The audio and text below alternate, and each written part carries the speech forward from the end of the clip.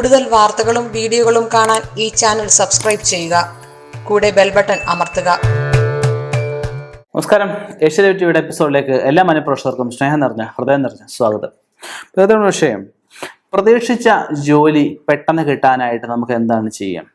അപ്പോൾ നമുക്ക് പഠിച്ച വിദ്യ അല്ലെങ്കിൽ അറിയാവുന്ന വിദ്യ, നൈപുണ്യമുള്ളതെന്ന് പറയപ്പെടുന്ന വിദ്യ, ഇതും പ്രകാരമുള്ള നമുക്ക് താല്പര്യമുള്ളൊരു ജോലിക്കായിരിക്കും നമ്മൾ പോവുക. അപ്പോൾ നമ്മൾ പ്രതീക്ഷിച്ച ജോലി, പ്രതീക്ഷിച്ച ശമ്പളം, പ്രതീക്ഷിച്ച ആനുകൂല്യങ്ങൾ, ഭക്ഷണം, താമസ സൗകര്യങ്ങളൊക്കെ ആഗ്രഹിക്കുന്നവരുണ്ടാവും. സ്വദേശത്താവും വിദേശത്താവും സർക്കാർ ജോലിയാവും, എങ്ങനെ എന്തും ആയിക്കോട്ടെ. അപ്പം അങ്ങനെ നമ്മൾ പ്രതീക്ഷിച്ച ജോലി എന്തു തന്നെയായാലും നമുക്ക് കിട്ടാനായിട്ട് ആദ്യം അതിന് യോഗമുണ്ടോ, ഇപ്പോഴത്തെ സമയമാണോ നമ്മൾ ആദ്യം ചിന്തിക്കുക. ചിലർക്ക് ജോലിക്ക് പറ്റത്തില്ല, ചിലർക്ക് ബിസിനസ്സേ പറ്റുള്ളൂ. ചില ബിസിനസ്സും ചെയ്ത് കഴിഞ്ഞാൽ വൻ നഷ്ടങ്ങളെ ഉണ്ടാവുള്ളൂ. ചിലരാണെങ്കിൽ ആരെങ്കിലും മുൻനിർത്തി ബിസിനസ് ചെയ്ത് കഴിഞ്ഞാൽ ലാഭം ഉണ്ടാവും. ചിലർക്കാണെങ്കിൽ ആരുടെയെങ്കിലും കൂട്ടത്തിൽ ഈ എർത്തായിട്ടൊക്കെ നിന്ന് കഴിഞ്ഞെങ്കിൽ ഒരു നേട്ടങ്ങൾ ഉണ്ടാകത്തുള്ളൂ. അപ്പോൾ എന്തായാലും ജാതകം ആദ്യം പരിശോധിച്ചിട്ട് അതും പ്രകാരം മറ്റു ദോഷങ്ങളൊന്നും ഇല്ലാന്നൊരിക്കൽ ഞാൻ ഈ പറഞ്ഞ കാര്യങ്ങൾ ചെയ്ത് കഴിഞ്ഞാൽ പ്രതീക്ഷിച്ച ജോലി പെട്ടെന്ന് കിട്ടാനുള്ള സാധ്യതകൾ, അതിന് ഉതകുന്ന 3-4 കാര്യങ്ങളായിട്ട് പറയാൻ പോകുന്നത്. അപ്പോൾ അതെന്ന് വെച്ച് കഴിഞ്ഞാൽ നമുക്ക് നവധാന്യങ്ങൾ ഈ പൂജക്കടയിലൊക്കെ ചോദിച്ചാൽ കിട്ടും. ഒരു 100 ഗ്രാം നവധാന്യം വാങ്ങിക്കുക. 100 ഗ്രാം നവധാന്യം വാങ്ങിച്ച് നമ്മൾ പുതിയ ഒരു മണ്ണിൻ്റെ ചെറിയ ഉരുളിയാവാം, അല്ലെങ്കിൽ മൺചട്ടിയാവാം, അല്ലെങ്കിൽ ഓടിൻ്റെ ആവാം, അവരുടെ സാമ്പത്തിക അനുസരിച്ച് അതിനകത്ത് നിറച്ച് നമുക്ക് മണൽ, ശുദ്ധമായിട്ടുള്ള മണൽ നിരത്തുക. അതിന് ഈ പറഞ്ഞ നവധാന്യങ്ങൾ വിതറി അതിന് ദിവസവും വെള്ളം ഒഴിച്ചു കൊടുക്കണം. വെള്ളം ഒഴിച്ചു കൊടുത്തിട്ട് അത് കിളിച്ച് നല്ല ഒരടി ഹൈറ്റെങ്കിലും ആവുന്നവരെ അത് വെള്ളം ഒഴിച്ചു കൊടുത്ത് അതിനെ കിളിപ്പിച്ച് നവഗ്രഹ പ്രീതിക്കായിട്ടാണ് ഇത് ചെയ്യുന്നത്. അത് പശുക്കുട്ടിക്ക് 2 പേർക്കും കൊടുത്ത ശേഷം നമുക്ക് ഈ മൺചട്ടി, ഇതിലുള്ള മണ്ണ് നമുക്ക് എവിടെയെങ്കിലും ആർക്കും ഉപദ്രവമില്ലാത്ത രീതിയിൽ എവിടെയെങ്കിലും മണ്ണ് സമർപ്പിക്കാം. ഈ മൺചട്ടിയാണെങ്കിൽ നമുക്ക് ആർക്കെങ്കിലും വാങ്ങിക്കുമെങ്കിൽ അവർക്ക് കൊടുക്കാം.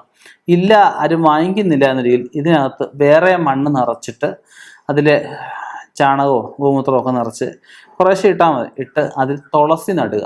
തുളസി നട്ടിട്ട് ആ തുളസി വീടിൻ്റെ കിഴക്ക് ഭാഗത്ത് വെക്കണം. കിഴക്ക് ഭാഗത്ത് വെച്ച് നിത്യവും രാവിലെ ഇതിന് ഈ തുളസിക്ക് ഒരു 3 പ്രദക്ഷിണം വീതം വെച്ച്, അതും 3 നാരായണായ നമഃ എന്ന് പറഞ്ഞ മന്ത്രം ജപിച്ച് വേണം പ്രദക്ഷിണം വെക്കാനായിട്ട്. പ്രദക്ഷിണം വെച്ച് അതിന് ഒരു പാത്രം വെള്ളം ഒഴിച്ച് നമുക്ക് മഹാവിഷ്ണുവിനെ സങ്കല്പിച്ച് പ്രാർത്ഥിക്കുക. ഒരു 18 പ്രാവശ്യം ഓം ക്ലീം കൃഷ്ണ കൃഷ്ണ മഹായോഗിൻ ഭക്താനാം അഭയങ്കര ഗോവിന്ദ പരമാനന്ദ സർവമേ വശമാനയ സ്വാഹ രാജഗോപാല മന്ത്രമാണ്. ഇത് തുളസിക്ക് പ്രദക്ഷിണം വെച്ച ശേഷം 18 പ്രാവശ്യം ജപിക്കാം. പിന്നെ ചെയ്യാൻ പറ്റുന്നൊരു കാര്യം എന്താണെന്ന് വെച്ച് കഴിഞ്ഞാൽ, നമുക്ക് സാധു ജീവികൾക്ക്, കുതിരയ്ക്കാവാം, പറഞ്ഞ പശുവിനാവാം, അപ്പം അങ്ങനെയുള്ള ഏതും ആയിക്കോട്ടെ, ആക്രമണ സ്വഭാവമില്ല സാധുക്കളായിട്ടുള്ള ജീവികൾക്ക്, മത്സ്യങ്ങൾക്കാവാം, ഭക്ഷണങ്ങൾ ഒരു 3 കർത്തവാവിന് 3 പൗർണമിക്ക് അടുപ്പിച്ച് കൊടുക്കാം.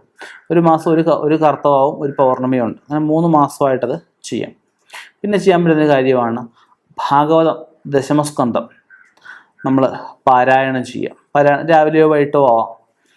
അത് 1-2 ദിവസങ്ങൾ മതിയാവും. 21 ദിവസം അടുപ്പിച്ച് പാരായണം ചെയ്യുന്നത് നമുക്ക് തൊഴിൽ കിട്ടുന്നതിന് സഹായിക്കുന്നതാണ്. നല്ല തൊഴിൽ കിട്ടാൻ, നല്ല തൊഴിലിലേക്ക് മാറാനൊക്കെ സഹായിക്കുന്നതാണ്. പ്രതീക്ഷിച്ച ജോലി കിട്ടാനും ഒക്കെ സഹായിക്കും.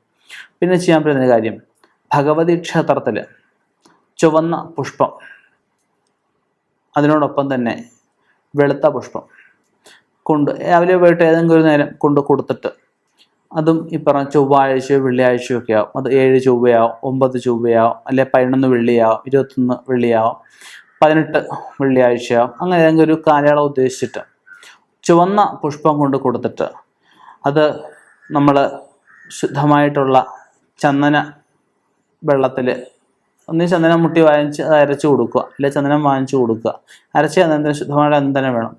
അതിൽ മുക്കി ഓരോ പുഷ്പങ്ങളും മുക്കിയിട്ട് അവിടെ പൂജയാവുന്ന സമയത്ത് നമുക്ക് വേണ്ടി ഭാഗ്യസൂക്ത മന്ത്രം കൊണ്ട് ആ ചുവന്ന പുഷ്പങ്ങൾ, അതുപോലെ ബാധാഹാര മന്ത്രം, തൃഷ്ടിപ്പ് മന്ത്രം, ഇങ്ങനെയൊക്കെയുള്ള മന്ത്രങ്ങളെ കൊണ്ട് ചുവന്ന പുഷ്പങ്ങൾ അർച്ചന കഴിക്കാം.